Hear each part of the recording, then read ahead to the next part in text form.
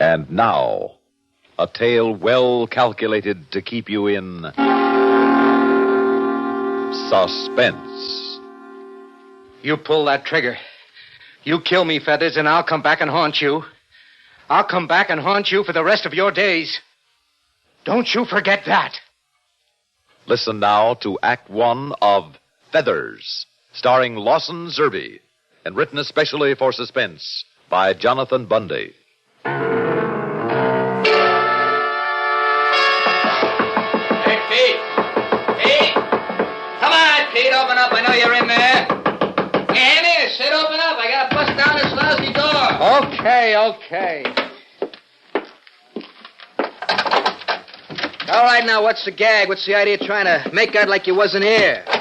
Because I thought maybe it was you, Feathers. Yeah, it's me. I want to know where you been. Why you ain't been out collecting for me? Why I gotta Well. Now, look at that. Now, that's what I call a real nice-looking set of luggage, Petey. I'm glad you like it. Yeah. You know, I had a feeling today. You know those feelings I get, Petey, when the stars and the moon ain't right for me? Like that astrologer, that star reader said. The one I go to have my fortune told. Oh, that's just a lot of superstition, Feathers. Oh, well, you call it superstition, huh? When one of them lucky horseshoes I got fell off the wall this morning, when all of a sudden this lucky rabbit's foot here starts kicking around in my pocket, you call that superstition? Yes, I do. Well, I don't. Because they told me something was wrong, Pete, so that's why I come up here looking for you. And what do I find? Instead of you out on a job, you're locked up in here with all this nice new fancy luggage. So what? And all full up, too. Now, how about that? You thinking of maybe taking a little trip, Petey boy, huh? Oh, come on. Now, you wouldn't be keeping any secret from your old pal Feathers, would you? When a guy that picked you up off of the bread line, knocked some of those hick ideas out of your head, showed you how to make yourself a little easy dough here in a big city?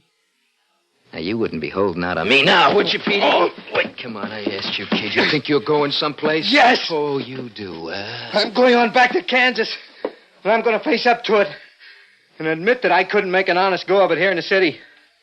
I'm leaving just as soon as I can finish packing here. Yeah, well, that's what you think, but... Nobody walks out on me, you understand? But nobody. I'll kill you first, Petey. You understand that? I'll kill you. Oh, no, you wouldn't. You'd be too scared that I might come back and haunt you. What? Yeah. You better think about that, hadn't you? No. No, because that's something I don't believe in. Well, you better believe in one thing. I'm through with all this, Feathers, and I'm getting out. Oh, you are. You're too good for this kind of work, huh? Is that it? If I'd had sense enough to realize what a rotten, crooked business this money-lending racket of yours was going to turn out to be. Now, listen, you two-bit punk. You was tickled silly for a chance to hook up with me, and you know it. Oh, sure, at first. Because I was all alone. I was broke and I was hungry. I didn't even have a place to sleep. That's right. I was so down and out I didn't know what else to do. Yeah, well, you're eating plenty good now, ain't you? You got a place to sleep. You got lots of fancy clothes. What else do you want? I want to get away from this filthy racket of yours. What do you mean, racket? Yeah, racket. In the beginning, it looked as though maybe you were doing a favor to some of those poor people who didn't know how to go out and borrow from a bank or from some place legitimate. What if you did charge them 15, 20% on a loan? You were giving them a hand, helping them out, tiding them over. That's right. Sure. So I was glad to go out and help collect for you because I thought you were okay. And I didn't even blame you too much when you'd beat up on some of those stumblebums. Those winos who never figured on paying you back. But when you started pyramiding on them, on the people who really needed help when they couldn't pay off right away, charging them 30%, 50%, 100%. And then when you told me I had to beat up that lame kid, the newsie, because he couldn't come up with the dough. Oh, did you? Did you rough him up and get the money out of him? No. Oh, I know you didn't. That's another reason I come up here, to find out why you didn't. Because I tell you, Feathers, I'm through. I'm going on back home where I can live it decent again. That's where you're wrong, Petey. You can't stop me. Can't I? Now, you listen to me, Buster. And look at this. You pull that gun on me. Who said anything about a gun? You see this? You and your crazy superstition. You can call it anything you want, Petey, but when I found this rabbit foot, I found you the same day. I knew I was lucky. You think that rabbit's foot had anything to do with it, or all those horseshoes you keep around? I know they did. That's superstition. I told you call it anything you want. But they and you got me started in the big dough, and they never let me down, see? And they ain't going to let me down now. And that means that you are staying around with them to keep my good luck coming in. No. Now get out of here so I can finish packing up and leave. Now, wait a minute. Back to Kansas, huh? Yes, or maybe of course. down to the DA's office, What? huh? Because Oh, wait you a got minute. wind that he's investigating this racket all over town. You heard about that? No, That's it, huh? no. That's it. So maybe you thought that you'd get out by turning stoolie, huh? No, I never even thought of it. No, but now you're thinking about it, ain't you? Oh, yeah, I can tell just by looking at that silly map of yours. Oh, you're crazy. I'm getting out of here, and it's all right now. So if you just... What? You better put down those bags, Petey. Put away the gun, Feathers. Get out of my way. You hear me, Buster? You're staying right here. Feathers, you pull that trigger. You think I wouldn't? You pull that trigger.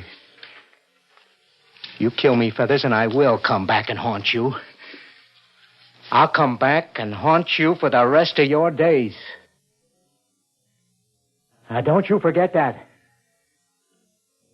Now, get out of my way. Oh, you want it, don't you? You're really asking for it. You think maybe you could scare me, don't you? Well, you can't, because you ain't leaving here. Now, you sit down them bags, and you listen to me. You hear me set them down.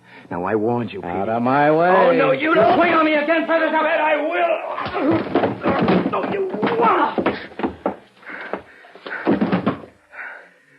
Oh, I might have known. That was the only kind of language a crook like you would understand.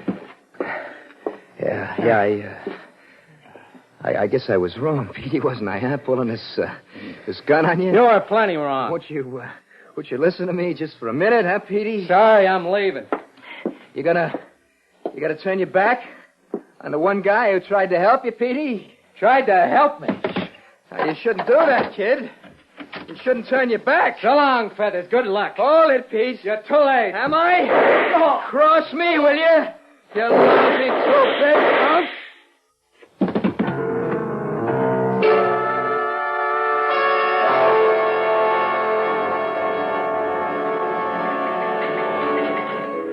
So, figure it out, Gilroy. Either we pin this murder in Feathers Grogan, or the press and radio and all the civic groups start tearing into us again. And you know what that means. There'll be a shake-up in this police department we'll never live down. So if you want to keep on eating regular, you better get busy and slap it on them. I know, Captain, but the only evidence we have against them is circumstantial. If it wasn't for that usury charge, we wouldn't be able to hold them at all. Yeah, and the way these soft-hearted juries have been behaving lately, we'll be lucky if they don't let them off on probation. No, Gilroy. Somehow we gotta pin this murder on him and once and for all put him where he belongs. But how, sir? And the only one who actually saw the murder happens to be very, very dead. Yeah. Too bad this isn't the old days when you could beat the truth out of a punk like that.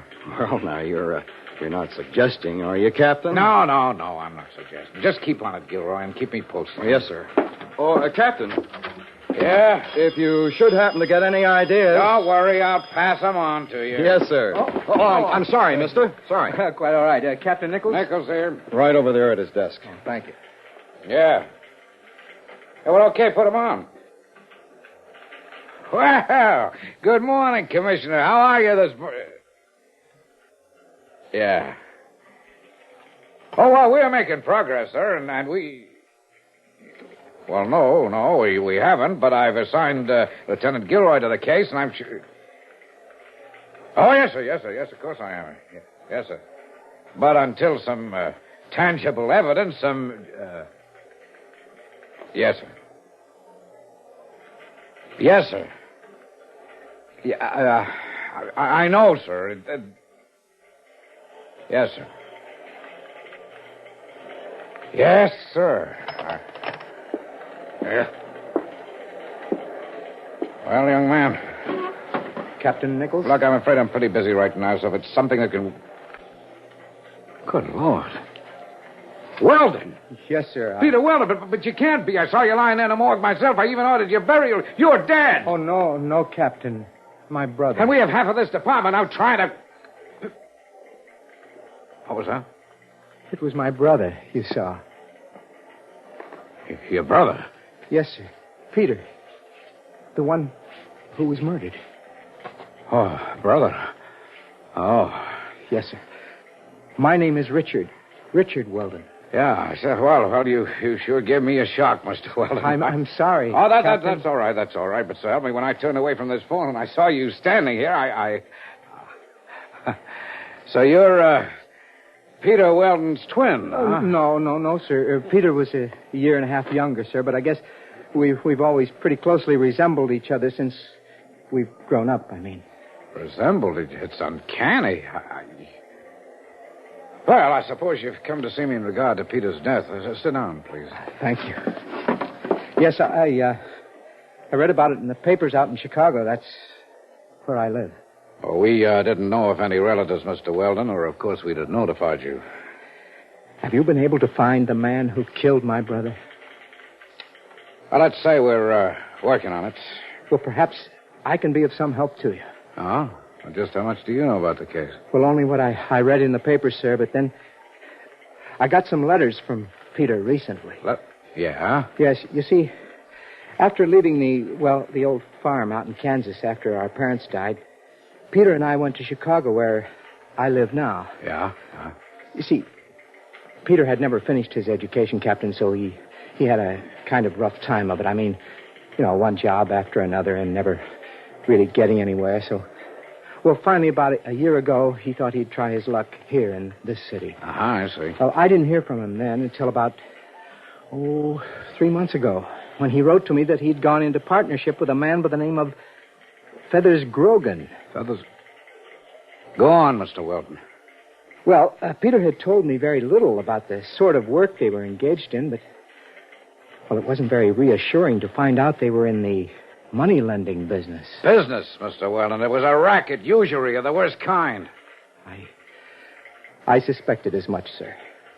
Well, anyhow, in a letter I received just a few days ago, Peter said he had found Grogan to be a crook. And so he was planning to leave him, go on back to Kansas. Before I could write to congratulate him on his decision, suggest he try again in Chicago where I could possibly help him, I read of his death. His murder. Yeah. And, have you reached the same conclusion we have, that Feathers Grogan killed your brother? Yes, sir. And I take it you know all about this man, Feathers. Yeah, we sure do. He's cooling his heels downstairs in the lockup. Then you have the evidence necessary to convict him. Oh, no, Mr. Weldon. Instead of a murder charge, he's only being held in connection with the DA's investigation of the money-lending racket. The only evidence we have that he killed your brother is purely circumstantial. You see, Peter apparently had packed his bags and was getting ready to walk out on Grogan when Grogan intercepted him. Argued with him, and they had a fight. During that fight, Peter must have struck Feathers in the face. He still bears an identifiable mark from that old ring your brother wore. Yes? Well, what's more, immediately after that, a series of shots was heard. And a man answering Feathers' general description was seen leaving the place out through a back alley. You need more than that, Captain? Wait, Mr. Weldon. Victims of their racket have testified one after another. And there was obvious friction between them. And there's other evidence, lots of it, and it's all good. Except for one thing. What's it? Feathers Grogan has trumped up, or rather bought himself, an alibi that, try as we may, we simply can't break. We know it's a phony, we're sure of it, but there's no way that we can prove that. I see. So we're at a standstill. At least you have him locked up, though. And what'll happen? He'll pay a little fine, perhaps even get a short prison term for his loan shark practices, but so far as your brother's murder is concerned, he's going to get... Wait a minute. Yeah? Wait. Yes, sir, yes. Superstitious. What? Feathers, terribly superstitious. He literally begged to have his rabbit's foot left with him. Yeah. And he almost cried when he accidentally broke the little mirror that he shaves with there in his cell.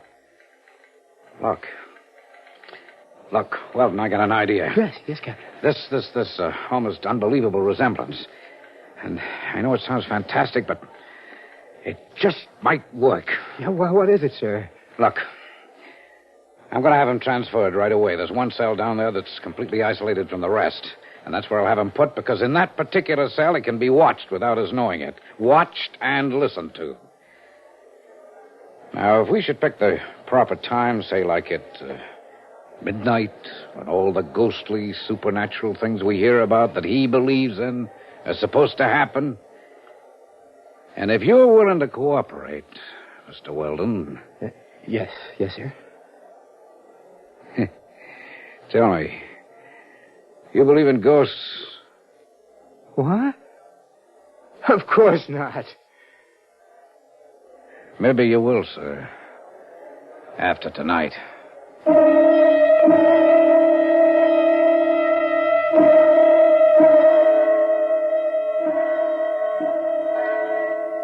right, now you have enough light in here, Brady, so we can get everything Grogan says down shorehand? Yes, sir, Captain. Plenty of light. Gilroy? Tape recorder's all set, Captain. I only hope that when he wakes up, Grogan doesn't hear it. Get suspicious. Of all the noise we've made so far hasn't even disturbed his slumbers. I think we'll be okay. Now, what's holding up Mr. Weldon? He called me from his hotel and said he'd be here at the stroke of midnight. It's now all... Here it comes. Yeah. But look at him, Captain, so help me. He looks more like Pete Weldon than Pete himself did before we buried him, even the clothes. Yeah, I know. Quiet now. All right. Start the tape recorder, Gilroy. Right, sir. Feathers. Feathers Grogan. Wake up, Feathers. Yeah, what? I said wake up, Feathers. Wake up. Oh, why don't you leave me alone, huh? Will you leave me alone? Wake up. Getting it, Brady. Right, sir. Wake up and look at me, Feathers. I said look at me. I said, why don't you guys in this dumpling... Pete Weldon. That's right. I said I'd come back, didn't I? No, get out of here. Go away and leave me alone. You're a ghost. Never, Feathers. Never will I leave you alone. Listen. You gotta listen to me, please. It's no use, Grogan. I'll haunt you to the end of your days. No. Everywhere you look, you'll see me. Do you understand? Forever. Unless you tell them what you did to me. Tell them? Yes. Unless you tell them. Confess. But I can't. I tell the cops how I killed you, they'll burn me for it. That's right. Burn you. Justice. Pete, I didn't mean to kill you. Honest, I didn't. I only wanted to scare you, Pete. I was afraid you were going to squeal to the DA so you could clear yourself when they caught up with me the way they done. No, Feathers. Honest, Pete, I only meant to scare you. You gotta believe me, see? No, Feathers, that's a lie, and you know it. Because you didn't know I was planning to walk out on you. You went to my room for another reason. To kill me. So there'd be no more split of the profits. Well, didn't you? Hadn't thought of that. Answer me. Could be, Captain. Isn't that the way it really was? Oh. Feathers? How did you know that? In my present form, I know many things. Confess, Feathers, confess. All right. That's the way I done it. That's why I killed you. So now will you leave me alone? I told you, stop haunting me this way. Will you leave me alone? Get it out of here! Somebody help! Get this thing out of here before... Looks to me like he's passed out, Captain. Yeah, right, Captain. Okay. You boys have it all down? Yes, sir. Sure have. Yeah, me too. All right, then come along back to my office so you can transcribe your notes, Brady, and we can thank Mr. Weldon for his pretty astonishing impersonation. Boy, he sure did the trick. If Grogan doesn't sign this confession. Yes, sir, Captain. In that dim light there in Grogan's cell, Mr. Richard Weldon looked so much like a ghost. He even sounded like one. Believe me. You know, boys, I'm free to admit it almost startled me for a minute there. In spite of having planned the whole thing. I thought maybe my plan had caught up with my imagination and yours. The way that Grogan's conscience caught up with him. Well, you're going to see the fastest confession on record. And if he hesitates, all we have to do is play back the tape recorder. I'll say this, it'd scare me into signing almost anything. Here we are now. You can use that typewriter in the corner, Brady. All right, sir. Sit down, Gilroy. Yes, sir. I'll tell you this, sir. What? This is sure going to help to get the commissioner off our necks for a change. Yeah. And all thanks to Mr. Richard Weldon for the way he carried off his end of things, huh? Which reminds me, I wonder what gave him the idea for the real reason Grogan killed his brother. How could he have known that, huh? What I wonder is where he is. Do you suppose he got lost trying to find his way up here to your office? I thought he'd be up here waiting for us. Hope he didn't just go on back to the hotel. Maybe I'd better go downstairs and take a look for him. Yeah, good idea. Also, maybe you better look in on Grogan and make sure he's recovered from his little fainting spell. Yes, sir. You want me to take that? No, I'll get it. Hold it, my Brady, will you? Yes, sir. Nichols here. Captain Nichols? Yeah? This is Richard Weldon. Yeah, I know. Say, where'd you go to, Mr. Weldon? We were just about to go down to look for you. I'm sorry, Captain. I'm terribly sorry. Sorry? Well, I certainly don't see why. Well, I mean that I couldn't get there tonight as promised. That you couldn't do what? That I couldn't get down to the jail, sir. You see, as I left my hotel on the way down there, I started crossing the street, and I'm afraid I was a little careless. I got run down by a taxicab. But, Mr. Weldon, you... Yes, I banged up my leg a bit, and I'm calling now from my room here at Valley Hospital. Valley Hospital? Yes, sir. Oh, I see. But I'm in good hands, sir. They've taken x-rays, and I'm sure it's nothing at all serious. So, if it's all right with you, Captain, we can do the ghost act for Grogan, say, tomorrow night. Captain? Why, that won't be necessary, Richard. What, sir? Not necessary? No. You see, someone else did the job for us. Oh, now, really? You must be joking. Who could possibly have done a job like that? Your brother, Peter.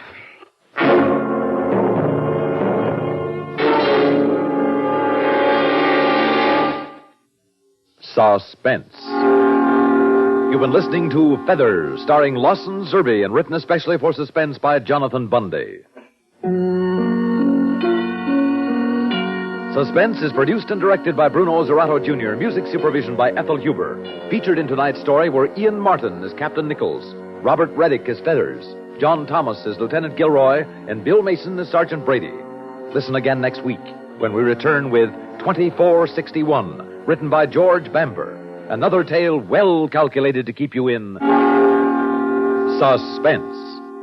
Phil Rizzuto's Sports Time scores with the fans Monday through Saturday on the CBS Radio Network.